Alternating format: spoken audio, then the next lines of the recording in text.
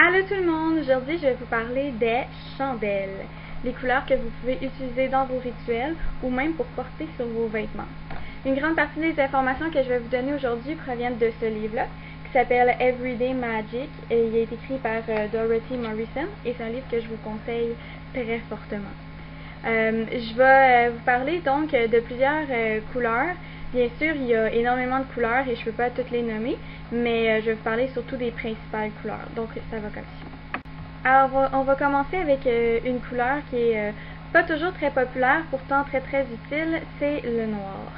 Le noir, c'est l'aspect de la déesse qui est sage, donc la vieille. Vous pouvez utiliser donc des chandelles noires pour faire l'invocation à la déesse. Sinon, dans la magie, vous pouvez utiliser les chandelles noires pour tout ce qui a trait à la sagesse, à la séparation et au secret. C'est une couleur qui est très purificatrice, donc si vous voulez vous débarrasser de quelque chose ou d'une habitude ou d'une personne même, c'est les chandelles noires que je vous conseille d'utiliser. Ensuite, on a le bleu pâle. Le bleu pâle, en magie, ça apporte le calme, la paix, la sérénité. C'est aussi bon pour la guérison et pour les rêves agréables. Si vous le portez, chose à savoir, ça vous permet de mettre de l'ordre dans vos pensées. Donc, si vous vous sentez un peu confus ou que vous avez des décisions à prendre, vous êtes mélangé dans ce que vous pensez, vous pouvez porter du bleu pâle, ça va beaucoup vous aider. Ensuite, pour ce qui est du doré, c'est une couleur qui est utilisée beaucoup pour faire l'appel aux dieux, puisque c'est une de ces couleurs qui le représente. Sinon, quand vous le portez, ça vous aide à vous sentir prospère et sécure. Donc, si vous avez des problèmes monétaires, entre autres, ça peut vous aider à vous faire sentir plus sûr de vous et donc à attirer plus l'argent. Ensuite, dans le vert est une couleur à utiliser dans vos chandelles pour tous les rituels qui ont rapport avec l'évolution personnelle, la fertilité et bien sûr la prospérité. C'est aussi le symbole de la terre. Lorsqu'il est porté, il aide à accepter les défis, à vous faire sentir indépendant. C'est une couleur très très agréable à porter. Pour ce qui est du mauve, c'est une couleur à utiliser dans vos chandelles pour vos rituels qui ont rapport avec votre confiance en soi. Aussi pour l'intuition. Lorsque vous le portez, ça aide les autres à coopérer avec vous. Donc si vous avez de la difficulté à discuter avec une personne ou à obtenir quelque chose d'elle, c'est une couleur que lorsque vous la portez, ça va l'inciter à être plus coopérative.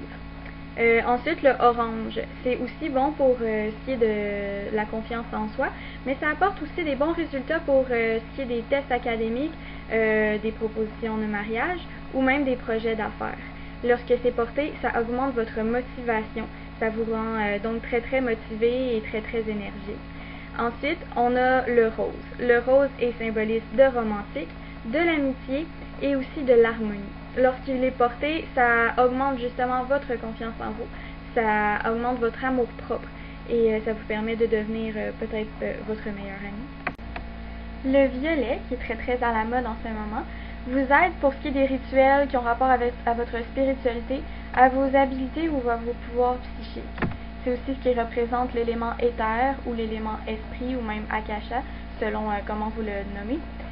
Quand vous le portez, ça apporte les autres à vous porter du respect et c'est parfait pour si vous avez une entrevue. Ça va vraiment être excellent pour avoir le job de vos rêves. Le rouge, c'est la couleur de la passion, de la vitalité, du désir et de l'énergie. C'est relié à l'élément feu. Lorsque vous le portez, ça vous aide à vaincre votre gêne et à prendre les choses en main. C'est aussi la couleur pour invoquer la déesse sous son aspect de mère. La couleur argentée, qui représente la prospérité et qui est aussi une des couleurs de la déesse, lorsqu'il est porté, ça vous apporte à un état d'esprit de paix. Le turquoise, c'est la couleur des étudiants. C'est la couleur qui est utilisée pour vaincre le stress, pour vous aider dans vos études, pour le savoir et pour la logique. Quand que vous le portez, c'est très pratique si vous êtes le genre de personne qui est workaholic, c'est-à-dire des personnes qui sont pas capables d'arrêter de travailler. Ça vous aide à prendre du recul, à faire un pas en arrière et à essayer de voir comment est-ce que vous pouvez gérer tout ce que vous avez à faire. Le blanc, c'est la couleur qui aide à clarifier les choses. Si vous avez besoin de faire un rituel pour appeler un guide spirituel, vous avez besoin d'aide dans ce domaine-là. C'est aussi la couleur pour appeler la déesse qui est vierge ou la jeune déesse. Ensuite, vous avez le jaune, qui est bon pour la communication, la créativité, le succès et la joie.